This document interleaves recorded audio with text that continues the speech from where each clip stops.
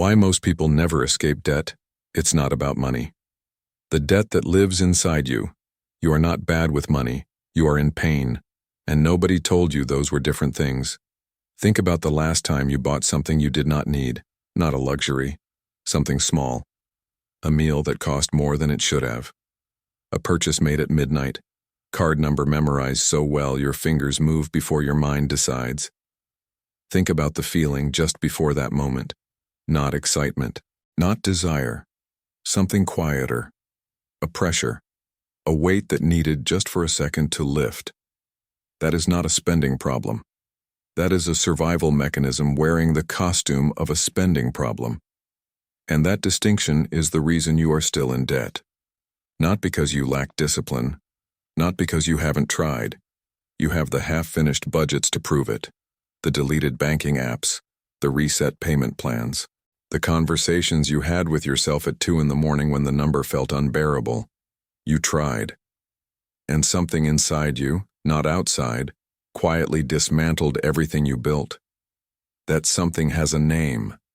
It is not laziness. It is not weakness. It is a pattern.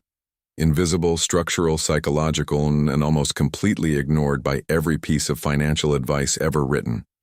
Here is the truth that will make everything else in this video make sense. Debt is not a financial condition. It is a psychological one. The number on the statement is not the disease, it is the symptom. And every strategy that targets the symptom while leaving the cause untouched will fail. Not because you failed, because the approach was always aimed at the wrong thing. Marcus Aurelius governed the most powerful empire in human history while writing private notes to himself about the mind, about the terrifying capacity of the undisciplined mind to create suffering from the inside out, regardless of external conditions. Seneca watched wealthy men drown in anxiety and broke men carry peace in their chest like a lantern. He wrote that, if you want to make a man happy, do not add to his possessions, but subtract from his desires. He was diagnosing something precise. The man who cannot identify what he is truly hungry for will spend his entire life buying things that cannot feed him. Epictetus owned nothing, could own nothing, and became one of the most psychologically free human beings who ever lived, because he understood that the chains are always internal before they are external. This video is that prison break. 9 chapters. Each one going deeper than the last, because the person who escapes debt permanently is not someone who learned better financial tactics. They are someone who became fundamentally different in how they think, what they feel, what they believe they deserve, and what they are willing to stop using money to avoid. You do not have a money problem. You have a thinking problem, and that changes everything. You don't have a money problem. You have a thinking problem. Find someone who earns twice what you earn and is deeper in debt than you are. You will not have to look very hard. Now find someone who earns half what you earn, has no debt, a small reserve, and sleeps without the weight you carry to bed every night. They exist too, in numbers large enough to make the income argument collapse entirely. If money were the variable, the pattern would be clean. More money in would mean more freedom out. And the evidence violently contradicts that. Athletes who earned in a single year what most people will not earn in a lifetime, bankrupt before 40. Lottery winners who return to financial ruin within 5 years. Executives quietly drowning in obligations they cannot name out loud. And on the other side, teachers, mechanics, nurses, people on modest incomes who built genuine stability, not because they earned more, but because something in how they thought about money was fundamentally different. The variable was never the number. The variable was always the mind operating behind the number. Marcus Aurelius called it the hegemonicon, the ruling faculty, the part of you that governs everything else. Every financial decision you have ever made began as a mental event before it became a physical one. The thought came first, the feeling came first, the card followed. And if the ruling faculty is disordered, operating from fear, from unexamined belief, from emotional pressure it was never trained to process, it will produce disordered outcomes regardless of how much raw material you give it. More income fed into a disordered mind does not produce freedom. It produces more elaborate debt. A broken engine does not run better on premium fuel. The people who receive significant income increases and find themselves more financially stressed within 2 years are experiencing the mechanical output of a mind that was never addressed. A mind that expanded its consumption in precise proportion to the new resources because the psychological architecture governing spending was never examined, never changed. The kind of thinking that perpetuates debt follows identifiable patterns.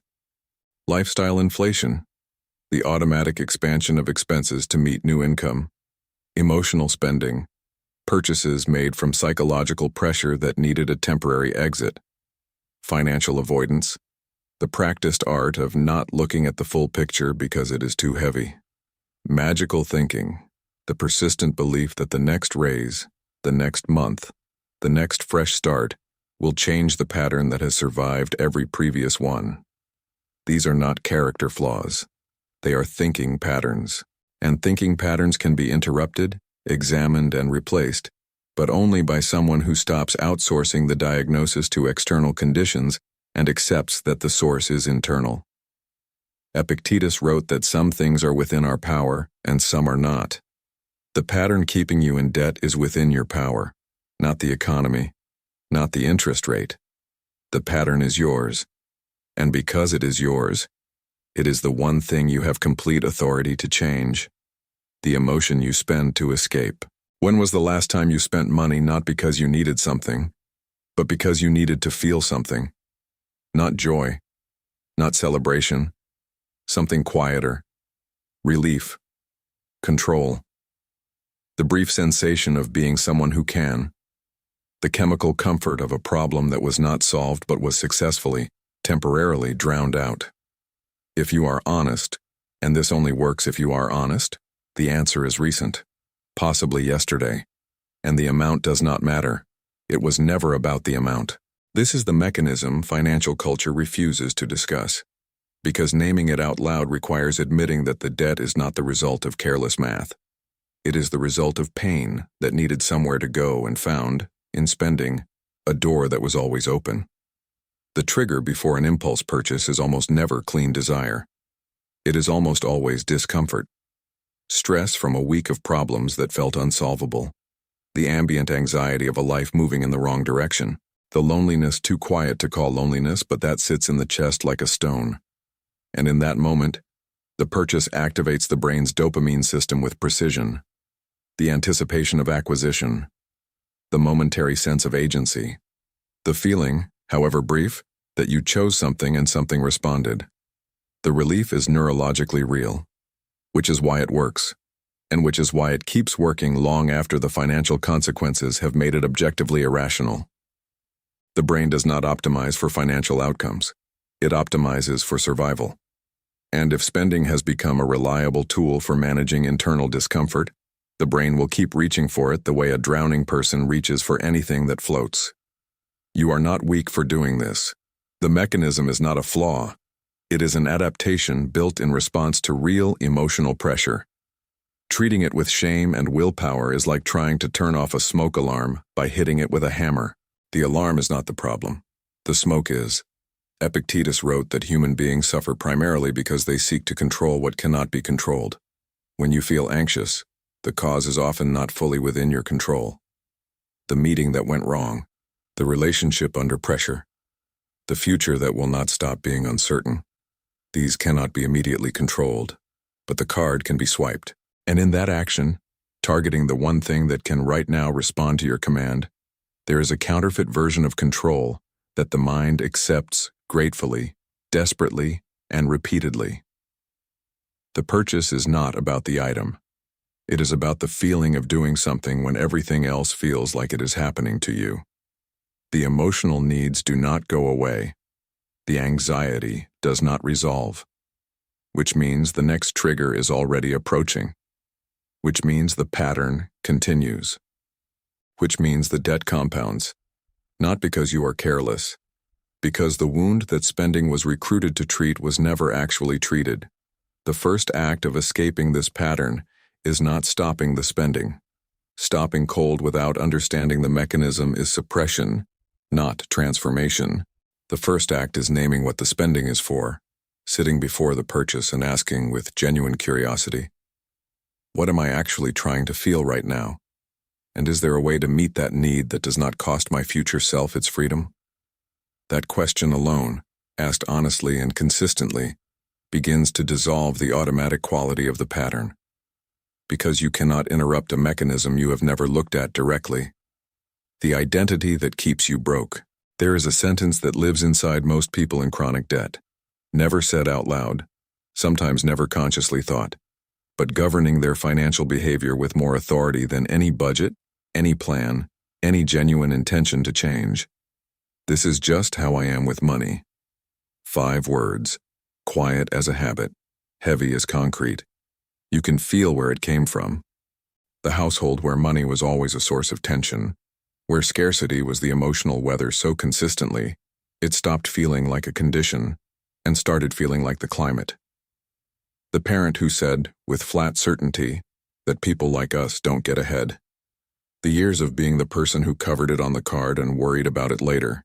The identity that built itself, quietly and without permission, around the evidence that financial struggle is not something that happens to you.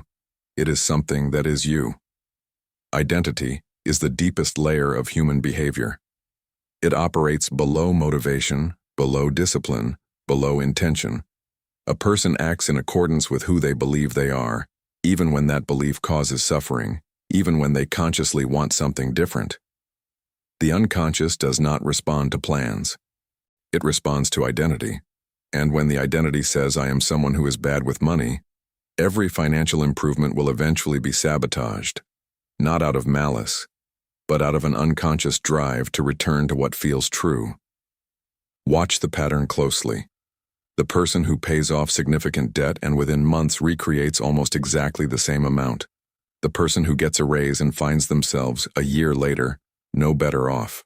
The person who follows a budget for 6 weeks and then, as if a valve releases, abandons it completely.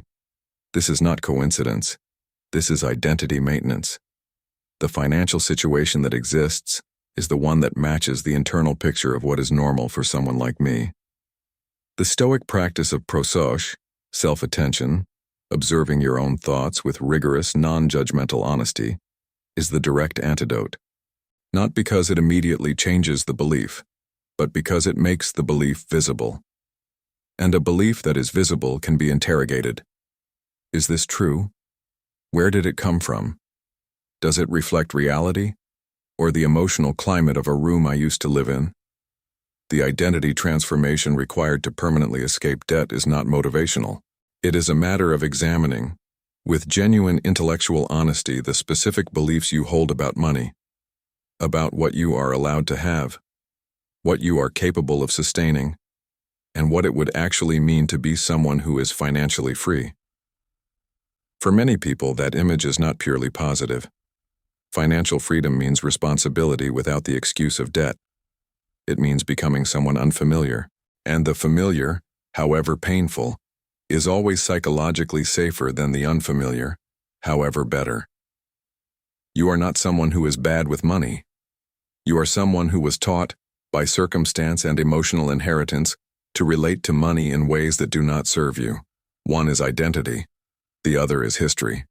And history, unlike identity, does not have to repeat. Why fear keeps the debt alive. You have the information. You know what needs to happen. Spend less than you earn. Address the highest interest first. Build a buffer. The mechanics are not complicated. You could write them from memory right now. So why haven't they worked? Because knowledge has never been the barrier. Fear has. Not dramatic fear, quiet fear, administrative fear. The fear operating in small, almost invisible decisions. The decision to not open the banking app today, to not add up the total this month, to not sit with the full number because looking directly feels like it will only make things worse.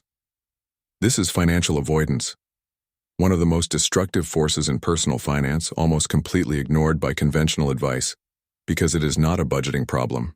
It is a psychological self-protection mechanism dressed in the clothes of procrastination. The avoidance is not protecting you from the debt. The debt exists whether you look at it or not. It is protecting you from the emotional experience of confronting the gap, The distance between the financial reality you have and the life you believe you should have by now. That gap produces shame, failure, the confrontation with time lost and choices that cannot be unmade. The mind decides, below the level of conscious reasoning, that the pain of confrontation is more immediately threatening than the slow, familiar pain of continuing the same pattern. And so you do not look. The numbers continue shifting in the background, quietly compounding while you manage the anxiety of not knowing with the same tools. Spending, distraction, a deliberate soft focus that keeps the full picture blurry enough to survive. But there is a second layer of fear, more powerful and more rarely discussed, the fear of trying and failing. Right now, as long as you have not fully committed, you retain the protection of untested potential. The quiet narrative. If I really tried, I could fix this. I just haven't really tried yet. This is far less painful than the alternative, that you tried, fully and seriously, with everything you had, and it still did not work. That alternative is not a financial conclusion. It is an identity conclusion, and the mind will go to extraordinary lengths to avoid it. This means the debt paradoxically provides protection. It provides a reason, a buffer between your potential and the moment you test it against reality. As long as the debt exists and has not been seriously addressed, the dream of financial freedom also exists, intact, untested, still possible. The mind would rather keep the dream and the debt than risk the dream on the debt. Marcus Aurelius wrote that the impediment to action advances action. What stands in the way becomes the way. The fear of confrontation is not the obstacle, it is the indicator. It is pointing directly at what must be walked toward, because the thing you are most afraid to look at is the thing running the largest portion of your financial life from the dark. Debt does not survive clarity. Debt survives avoidance. The moment you sit with the complete number, not to punish yourself but with the stoic discipline of someone who would rather know a hard truth than be governed by a comfortable fiction, the debt loses the primary condition it needs to persist. Face the number. All of it. Once. Completely. That single act of stoic courage will do more for your financial life than any budget you have ever built. You are spending your future self's life. There is someone who will pay for every financial decision you make today. They will pay with interest, with reduced options, with years of obligation compressing the space available for choice. They will carry what you put down today, alone, because by the time they arrive, the moment of decision will be long past and unrevocable. That person is you. 5 years from now, 10 years from now. Already forming, already approaching, already inheriting every financial choice you are making today. And the uncomfortable truth, most people have an almost complete emotional indifference to that person. Not because they don't care. Ask anyone in chronic debt whether they want financial freedom, and they will tell you with complete sincerity that they do. But desire and intention operate in the present tense. The future self does not. The future self has no voice in today's decision. No presence. No emotional weight. It cannot feel the exhaustion of the Tuesday afternoon that needs relief right now. It is an abstraction. And abstractions lose, every time, to the concrete reality of what is being felt right now. Neuroscientists call this temporal discounting, the consistent tendency to value immediate rewards over future ones, and to discount future costs in proportion to how far away they are. A debt payment due in 3 years does not feel as real as the relief available in the next 3 minutes. This is not personal weakness, it is architectural. The problem is the architecture was built for an environment where the future was genuinely uncertain. The financial environment you live in is different. The future debt payment will arrive, with precision, with interest.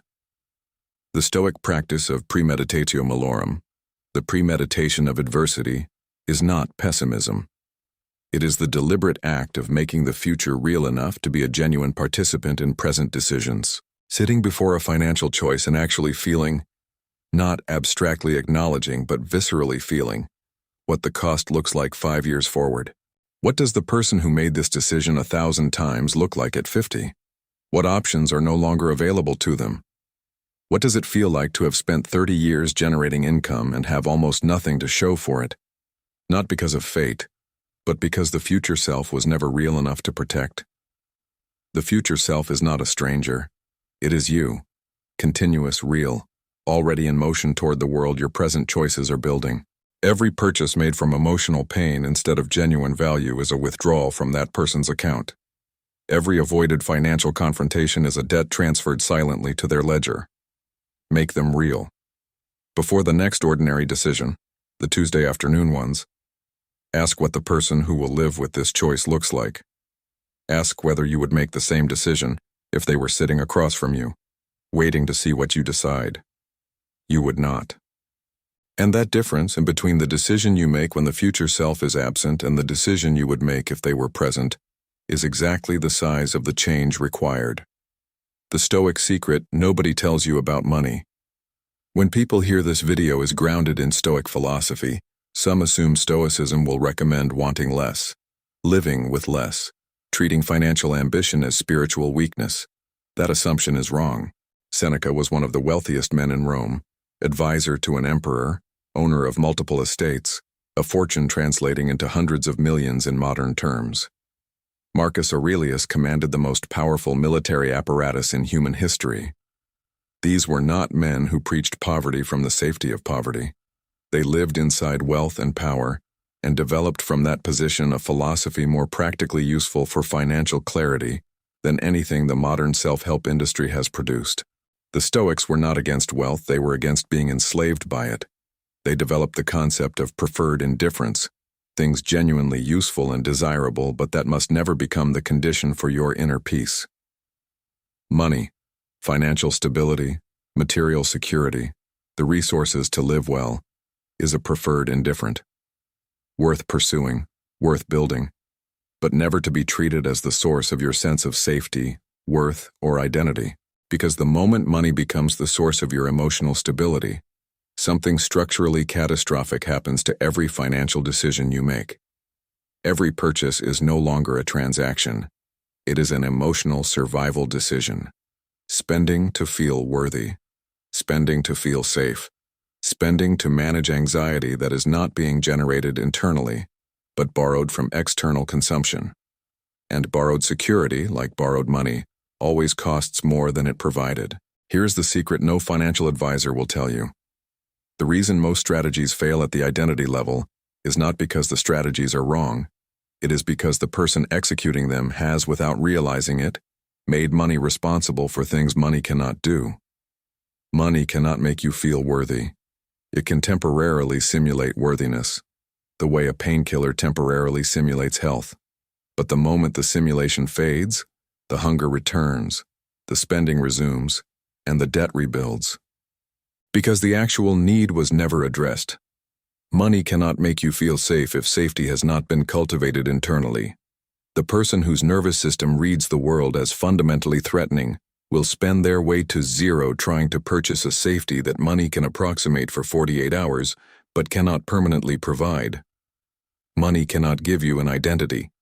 It can ornament one that already exists, but if the identity is missing, every purchase becomes a prosthetic, and every financial setback becomes confirmation of the worst thing you quietly believe about yourself. The Stoic instruction is not to want less. It is to need less from money than you currently do. To stop requiring money to perform psychological functions it cannot sustainably perform. To build, internally, the things you have been trying to buy. Safety from knowing your own mind, worth from knowing your own character, identity from the consistent application of your own values. When these exist internally, financial decisions change, not because you became more disciplined, because you became less desperate. And desperation is the most expensive state in which a human being can make financial choices. The discipline that has nothing to do with willpower. You have been disciplined before. You know what it feels like. The tightness, the white-knuckled quality, the constant remotivation required to keep from collapsing. You have felt the clarity of a new financial commitment in the morning and watched it erode by afternoon. You have made rules that held for days, sometimes weeks before something, stress, exhaustion, a Tuesday that asked too much, dissolved them completely. Then came the guilt, then the compensation spending, then the debt, slightly larger, the resolve, slightly weaker, the cycle, slightly more entrenched. This is not a failure of discipline. This is the failure of the wrong definition of discipline. Willpower is a finite resource. Roy Baumeister's research on ego depletion demonstrated that self-regulation operates like a muscle that fatigues. The more decisions you make, the more emotional pressure you absorb, the more you resist through sheer force of will, the less capacity you retain. And modern life is a relentless generator of exactly the conditions under which willpower depletes fastest. Trying to solve a psychological debt problem with willpower is trying to hold back the ocean with your hands. The Stoics practiced something different. They called it ascesis, disciplined practice, not force, practice. Willpower is the application of force against an impulse. Ascesis is the gradual transformation of perception through repeated philosophically grounded action until the impulse itself changes, until what you naturally want begins to align with what you have chosen to value. Epictetus did not white-knuckle his way through slavery. He practiced daily a form of philosophical attention that gradually transformed his relationship with circumstance, desire, and fear. The freedom was not the absence of external constraint. It was an internal condition cultivated so thoroughly that external constraints lost their power to govern him. The Stoic goal is not to force yourself to not spend. It is to practice, daily, the philosophical attention that gradually transforms what you want to spend on. That makes the impulse buy feel not tempting and forbidden, but genuinely uninteresting, because the emotional need it was designed to meet is now being met somewhere else, more sustainably, without compound interest. The practice is simple. Before any financial decision, a moment of genuine pause. 2 questions. What is this actually for? Not what is the item, what psychological function is it being asked to perform? And, is this the right instrument for that need? If it is a genuine, value-based want that aligns with what you care about and serves your future, make it without guilt. If it reveals an emotional need being routed through a financial instrument, name the need, acknowledge it, and find a different response. This does not work perfectly from day one. It is an accumulation. Every time the moment is caught, even if the purchase still happens, the awareness deepens. The groove of automatic behavior is fractionally interrupted. Over time, the interruptions arrive earlier, until clarity comes before the impulse completes, rather than after. Seneca wrote that he recognized his progress not by how far he had gone, but by how few things he needed to force himself not to want. The measure of genuine financial discipline is not how hard you are working to resist spending. It is how much less energy the resistance requires, because the wanting itself has changed. The conversation you have been refusing to have. There is a conversation that changes everything, not with a bank, not with a financial advisor or a spouse, with yourself. Alone, undefended, without the softening mechanisms, the rounding down, the mental footnotes that explain away the pattern and protect the self-concept from the full weight of what has been happening.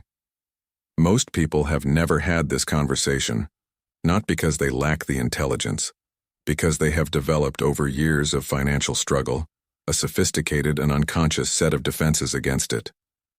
The defenses are familiar. They are not lies exactly. They are selective truths, assembled carefully to make the full truth survivable. The economy is genuinely difficult. The circumstances were genuinely hard. All of this is true. None of it is the conversation that needs to happen. The conversation is this: the full number, all of it in one place. The spending pattern, not as a general acknowledgement, but the specific categories, specific triggers, specific emotional states corresponding to the purchases that most consistently move the number in the wrong direction. The timeline, how long this has been the pattern, what it has cost in real terms, what the trajectory looks like if nothing changes, and the honest question, what have I been using this pattern to avoid? What is the debt protecting me from having to confront? Epictetus taught that if you want to make progress, you must be willing to look foolish in your own eyes.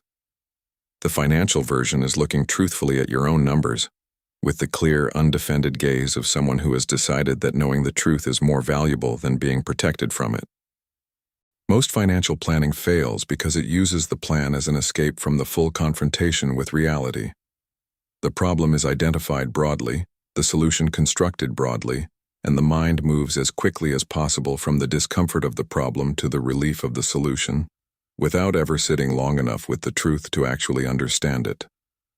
And what is not understood is not transformed.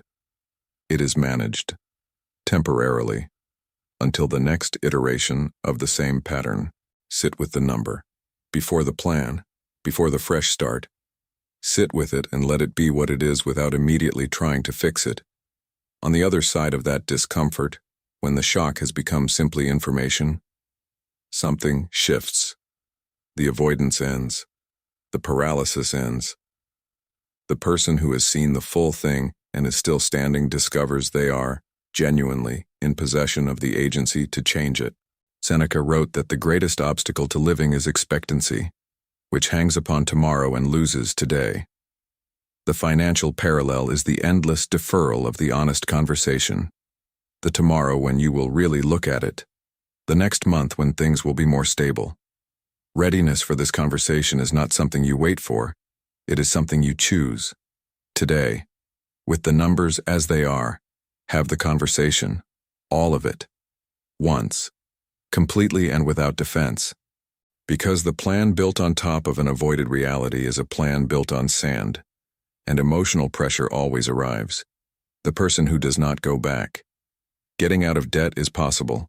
It has been done by people in worse situations than yours, with fewer resources, facing harder circumstances.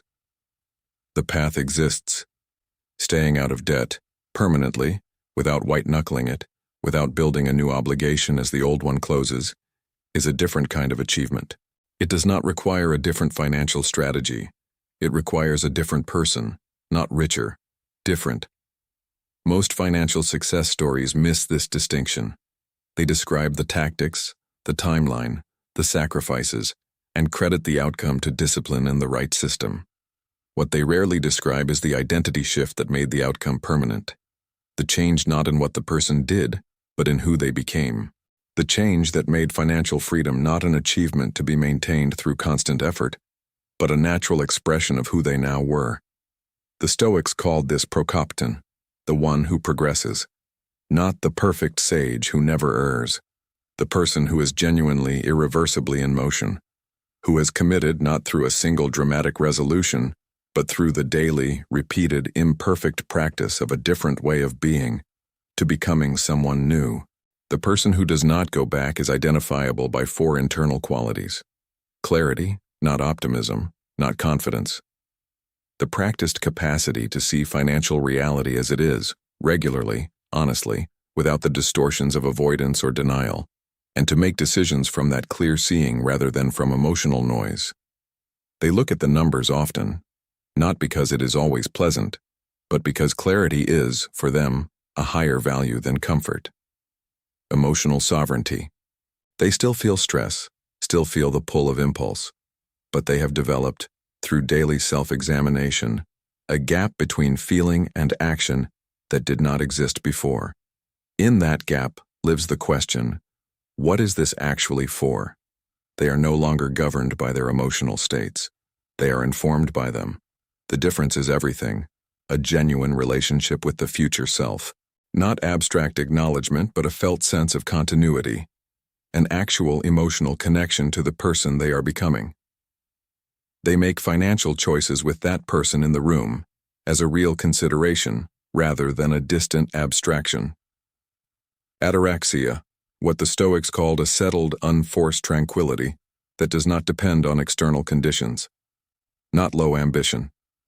The deep internal security that comes from knowing your own mind, your own values, your own capacity to navigate difficulty. When this quality is present, the desperate quality of financial decision-making disappears. Purchases made from fear, from identity anxiety, from the need to feel worthy or safe, these no longer feel necessary, not because the person became indifferent to comfort, because they are no longer hungry for something that money cannot feed. Marcus Aurelius wrote that nowhere can a person find a more peaceful and trouble-free retreat than in his own mind. This is the financial destination, not a number in an account, though the number matters. Not a lifestyle, though the life improves substantially. The destination is the internal condition, the mind trained, through Stoic practice and honest self-examination, to be the source of its own stability, rather than the source of its own expenditure. The debt ends when the person who needed the debt to survive no longer exists, when the fear has been faced, rather than funded, when the identity has been examined and rebuilt on something more durable than inherited belief, when the future self has been made real enough to protect, when discipline has been transformed from force into practice, from willpower into philosophy, from white-knuckled resistance into the natural expression of a mind that has genuinely changed. This is not a financial journey. It has never been a financial journey. It is a journey into the self, the same journey the Stoics described 2,000 years ago, with the same destination they identified then, because human nature has not changed, because the mechanisms of suffering are the same now as they were when Marcus Aurelius wrote by lamplight in a military tent at the edge of the empire, examining himself, not because it was required, but because he understood that self-examination was the only work that would never betray him. The Stoics did not promise you an easy path. They promised you something more durable than comfort. They promised you yourself, the person who earns your income but does not carry your debt, the person who faces the number without flinching, the person who spends from clarity rather than from pain, the person whose financial life is an honest expression of actual values rather than the accumulated residue of unaddressed fears. That person is not somewhere else, not waiting for better circumstances, higher income, or the right system. That person is who you become when you stop running from the examination. Start there. Start now. Start with the truth. Everything else follows.